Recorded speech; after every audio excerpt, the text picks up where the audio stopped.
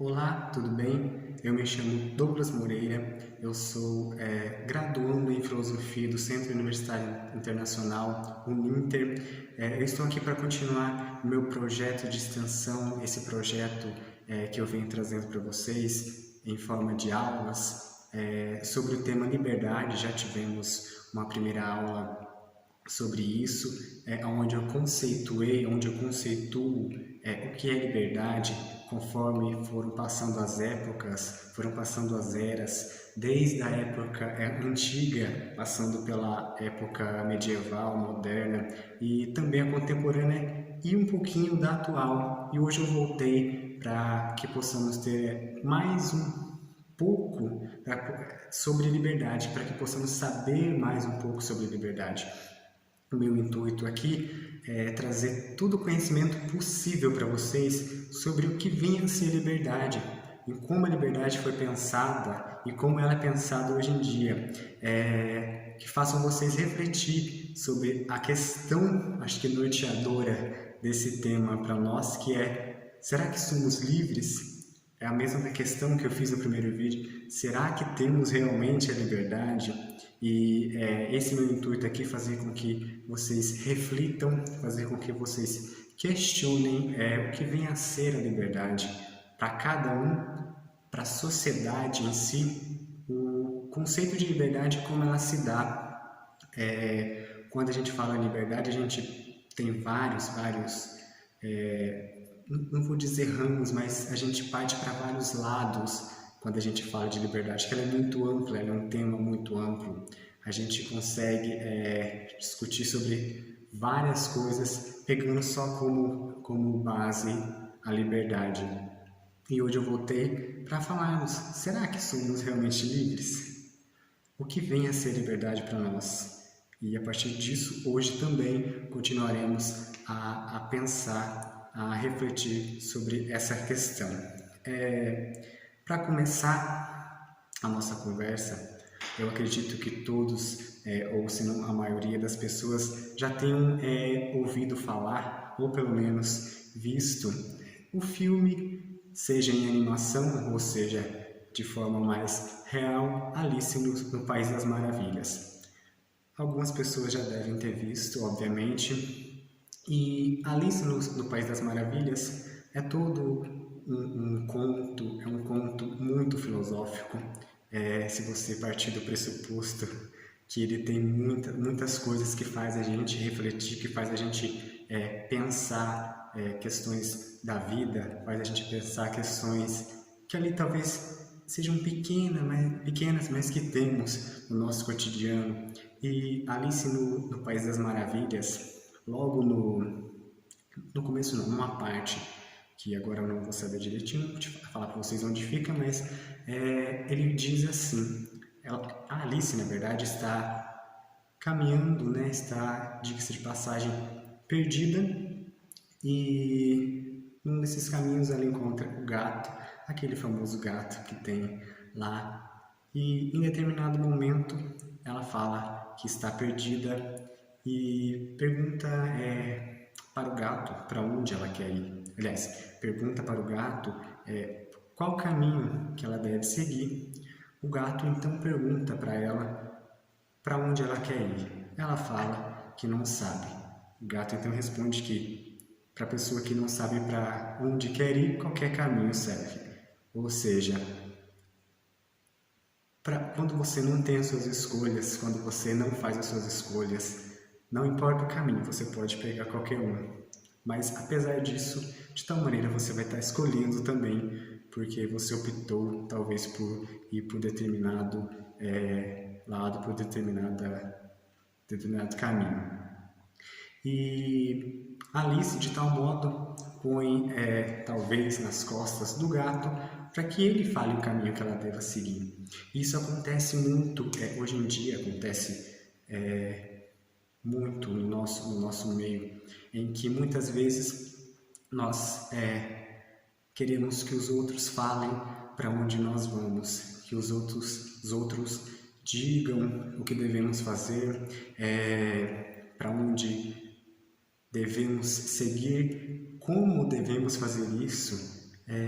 de que maneira as pessoas buscam que os outros falem isso, porque talvez muitas vezes é mais fácil que alguém te diga para onde ir, quando você talvez não quer fazer escolhas, você não quer ter responsabilidade de escolher, você não quer ter essa responsabilidade de tomar decisões que talvez sejam equivocadas, que talvez ali na frente você perceba que foi um erro. Mas, ao contrário disso, a gente tem que fazer escolhas a todo momento, mesmo que seja um erro, e nós vamos ver isso mais para frente, porque talvez os erros trazem ensinamentos.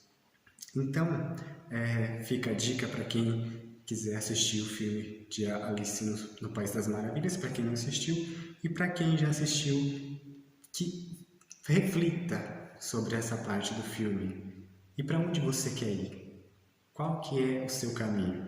Você vai deixar que os outros escolham o seu caminho ou você mesmo vai escolher? Por mais que ele tenha consequências, só que as consequências talvez foi escolhida por você e não pelos outros.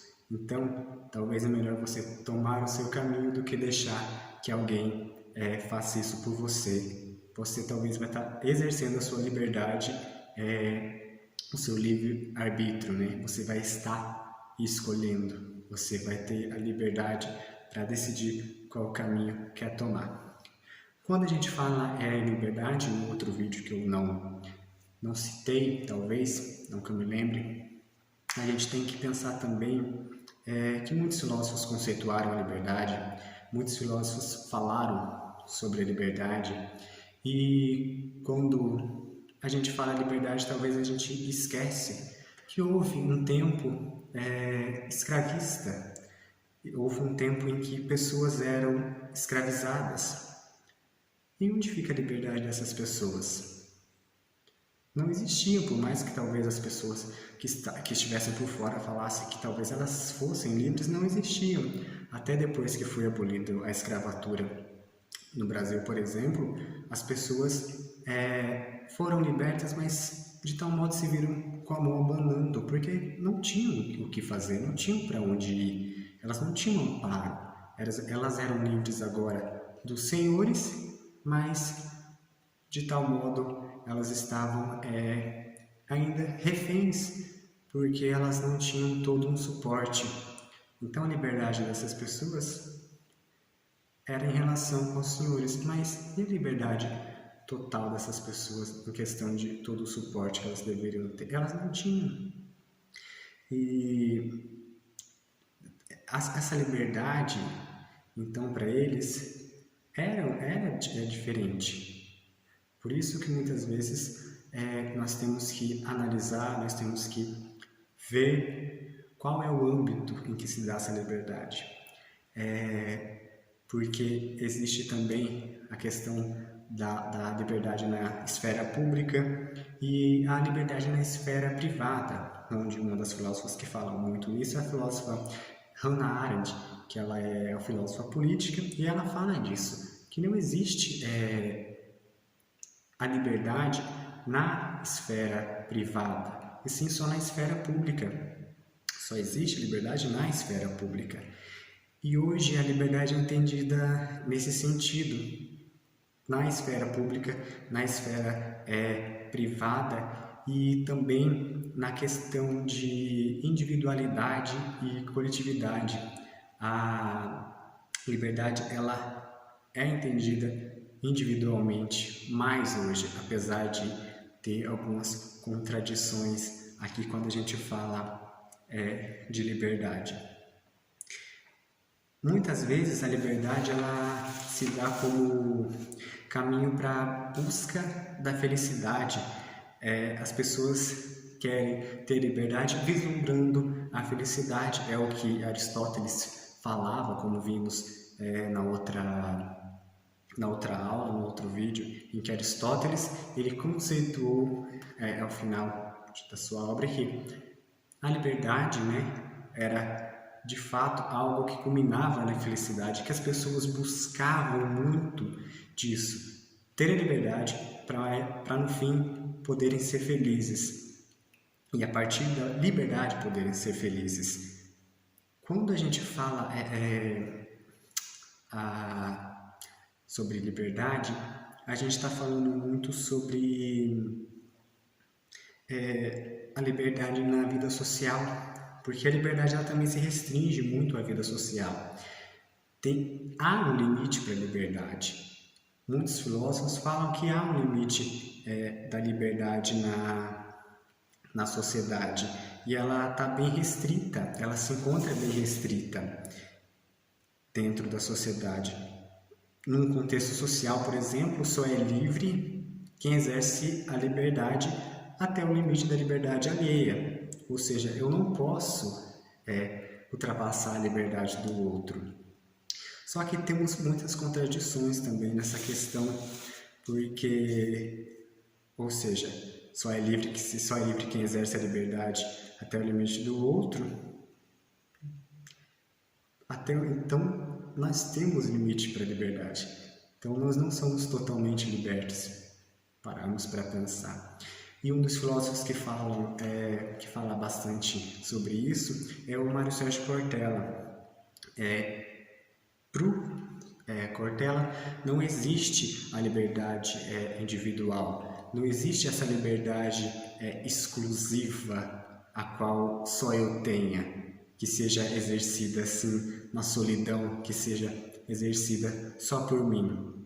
A liberdade ela é coletiva, mas por que essa liberdade ela é coletiva e ela não pode ser apenas individual?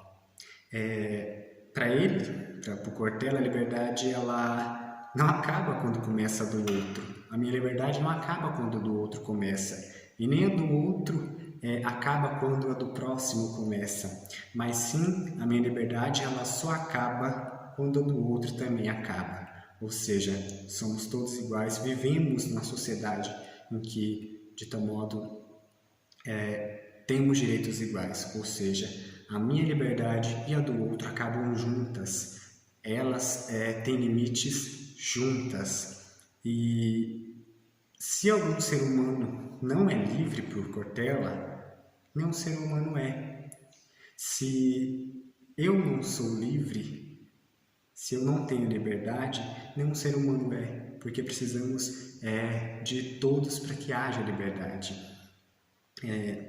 Por quê? Por que isso? Porque no meio nós que vivemos, para ele, existem milhares de liberdades. Não existe só a minha. Porque se existisse só a minha, não teria sentido. Eu não sou livre sozinho. E, desse modo, se eu vivesse sozinho, eu nem saberia o que seria liberdade. Não existiria liberdade. Porque, de tal modo, não existiria o conceito de liberdade. Eu não viria nem saber o que é o conceito de liberdade. Então, para o Cortella, a questão da liberdade está voltada para isso, em que a minha liberdade acaba quando também acaba a do outro.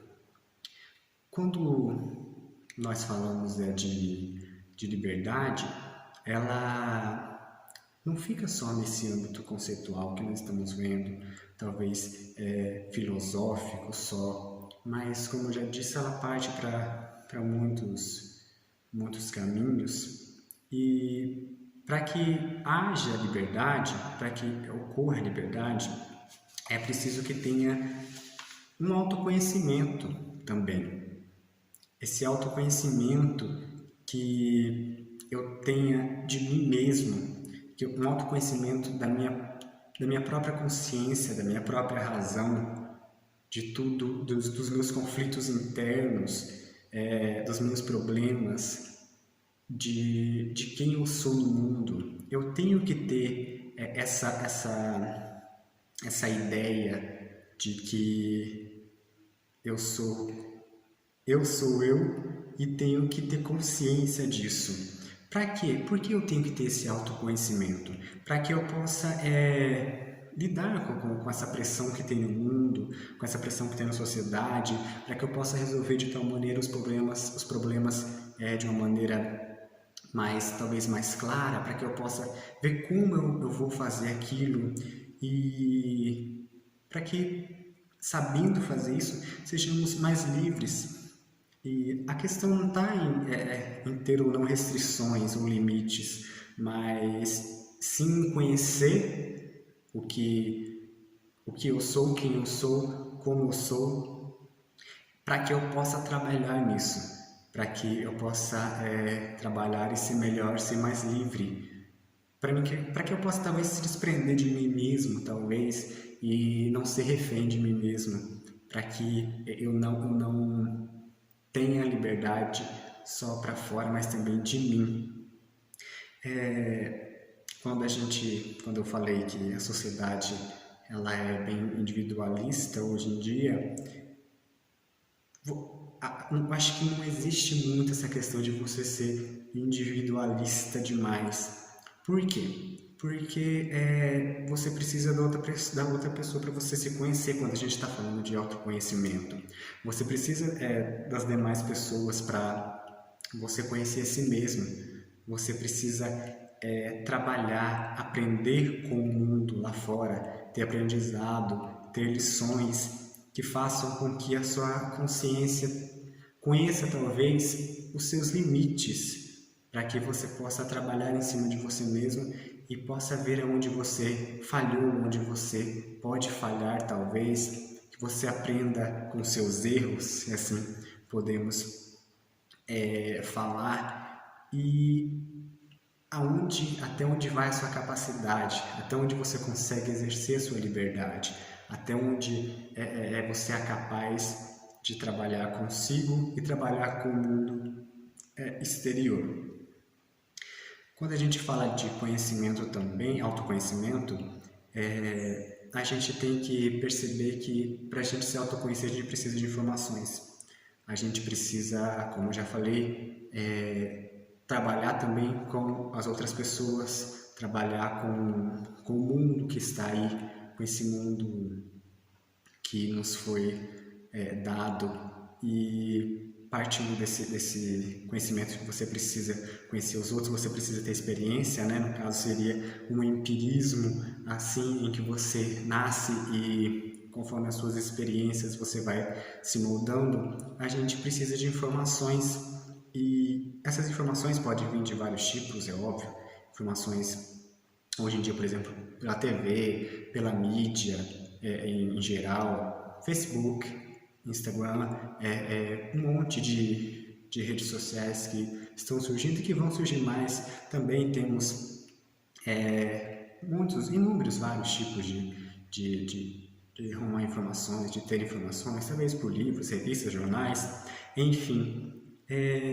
Só que muitas vezes, quando a gente fala de liberdade, existem ainda mídias que transmitem algumas informações rasas, muito superficiais, que não se aprofundam em determinado assunto, que de tal modo mascara o mundo. E essa informação, de tal modo, ela é desconstrutiva para a gente. Ela não agrega, uma vez que você está se moldando, talvez, em fatos irreais, em fatos rasos,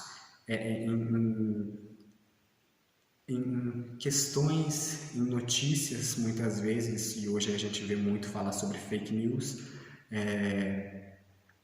que são notícias falsas que permeiam o mundo e que muitas vezes as pessoas acreditam. E essa questão também entra na questão da liberdade, porque talvez põe um limite e faz você acreditar no que os outros querem que você acredite. Ou seja, as pessoas elas vão enxergar poucas possibilidades e elas não vão abrir a mente para o futuro, não vão abrir a mente para o que está um pouco mais, porque é um pouco mais complexo, e o mundo delas acaba se tornando um pouco pequeno. Ou seja, elas não são livres, elas começam a se fechar, elas começam a se prender a determinadas coisas, e nessas notícias que mascaram o mundo, que são totalmente rasas e superficiais. Não somente quando a gente fala de liberdade, a gente fala em autoconhecimento, mas a gente fala também de a responsabilidade que cada um tem, as responsabilidades que nós temos, a consequência, né, de assumir alguns atos, de assumir algumas responsabilidades. As pessoas elas erram bastante, muitas pessoas erram bastante e aprendem com esses erros.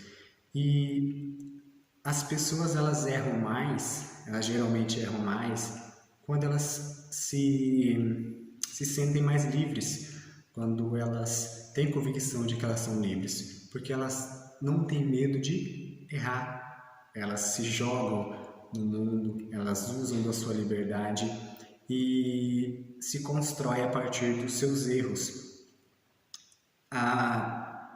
E só que por outro lado, também, né, quando elas erram, na verdade, quando elas se sentem livres para sair ao mundo e elas erram, elas conseguem acertar mais. Por quê? A partir de seus erros, elas conseguem interiorizar isso e falar aonde foi que eu errei, qual foi a parte que eu errei, em que eu posso melhorar, qual a parte que eu posso fazer melhor, fazer mais certo. A liberdade, ela é um atributo exclusivo humano. Ela nos lança da condição da incerteza, né? Da capacidade de escolha, da ruptura com esse destino, com esse destino predeterminado. Eu acredito, é uma opinião minha, que não existe muito essa questão de destino, porque acho que não nascemos predeterminados ou determinados a algumas coisas, mas sim temos o livre-arbítrio, a liberdade de poder seguir por caminhos que queremos e nos construir como pessoas, nos construir nesse mundo. Quando a gente fala de liberdade, a liberdade ela talvez é um mau negócio, ela pode ser um mau negócio, porque muitas vezes ela desconhece os seus interesses. Na verdade, é para quem desconhece seus interesses, os interesses das necessidades pessoais de cada um. Quando você não sabe o que você quer, a liberdade ela pode ser um mau negócio, ela pode ser algo ruim. Quem não sabe decidir, por exemplo, o rumo da sua própria vida, ele acaba fazendo escolhas ruins. Ele acaba por não conseguir discernir qual caminho deve tomar. É igual a questão da Alice no País das Maravilhas, em que você não sabe para onde você quer ir, então qualquer coisa me serve, qualquer coisa basta, qualquer coisa que vem na minha frente, eu estou indo, não me interessa o que vai acontecer. E é daí que parte as escolhas ruins, porque a gente precisa, de tal modo, saber pelo menos algumas coisas que a gente quer, que nós queremos, qual caminho que a gente quer tomar e o que vai ser melhor talvez para a nossa vida dali a partir de determinadas escolhas. Quando a gente fala também na liberdade, a liberdade ela pode de tal modo fazer mal. Por que ela pode fazer mal? Hoje em dia tá muito alto, assim, do que eu possa dizer, a liberdade de expressão, que ganhou muito destaque nos últimos anos, onde as pessoas falam o que querem, só que muitas vezes as pessoas também, elas ouvem o que não querem, e isso começa a causar alguns desentendimentos dentro de alguns grupos, dentro da sociedade, e onde alguns falam que querem, outros falam que não querem. A poderosa arma disso tudo, principalmente hoje em dia, é as redes sociais, onde as pessoas falam bastante coisas, só que muitas vezes elas falam não querendo depois ouvir. Muitas pessoas, como eu já acredito que eu já tenha dito também no outro vídeo, usam das mídias sociais para fazer injúrias, difamação, para agredirem as outras pessoas. E isso é ruim, porque quando a liberdade começa a fazer mal ao invés de bem, eu acredito que a liberdade, o livre-arbítrio, seja algo que tenha vindo para o bem, não para o mal. Então, é interessante que possamos pensar nisso. Quando a gente fala em liberdade, essa questão da liberdade ser boa ou ser ruim, a gente tem que pensar que as pessoas não precisam compactuar com o que eu digo, as pessoas não precisam pensar igual eu penso, as pessoas não precisam falar como eu falo, ter o mesmo pensamento. Essa questão de termos pensamentos diferentes é bom, é boa essa questão. E nesse contexto, a gente tem que pensar que as pessoas são diferentes e cada um tem um pensamento diferente, uma posição diferente, com princípios diferentes dos meus. Cada um tem um princípio diferente. As pessoas se vestem diferente, as pessoas falam diferente, as pessoas cortam o cabelo diferente, as pessoas são diferentes. Ninguém é igual a ninguém. Todos temos suas particularidades, todos temos seus todas suas pequenas diferenças. E essa questão da liberdade, ela não pode vir para que nós fiquemos amarrados, para que nós sejamos prisioneiros de nós mesmos. Nós temos a liberdade de expressão, principalmente, ela vem para que possamos abrir a mente, possamos falar, mas também sabemos ouvir o que os outros têm para dizer. Então, é interessante pensar que a liberdade de expressão ela deve ser algo positivo e não negativo, usado como injúria, como imposições de verdades, como dogmas ou verdades absolutas, porque temos que, como já disse e repito, é interessante frisar, somos diferentes, partimos de princípios diferentes, culturas diferentes, tradições diferentes, então temos que pensar na pluralidade e não na questão individual, muito individual de cada um. Falando em verdade absoluta, a liberdade ela tem uma ligação com a verdade. Se nós pegarmos para analisar também uma história, um mito que é muito contado, que é a alegoria da caverna, onde homens estão presos dentro de uma caverna, né? Onde eles foram colocados ali desde pequenos, e dentro dessa caverna tem uma espécie de um muro, algo que reparte eles e para fora da caverna. Atrás da caverna existe um fogo que é totalmente cuidado por ambos, tão como eles cuidam da caverna. E essas pessoas que estão ali na caverna, os prisioneiros, eles estão amarrados ao ponto que eles não conseguem mexer nem a cabeça para os lados, mas apenas para frente, apenas no seu foco visual para frente. O que acontece?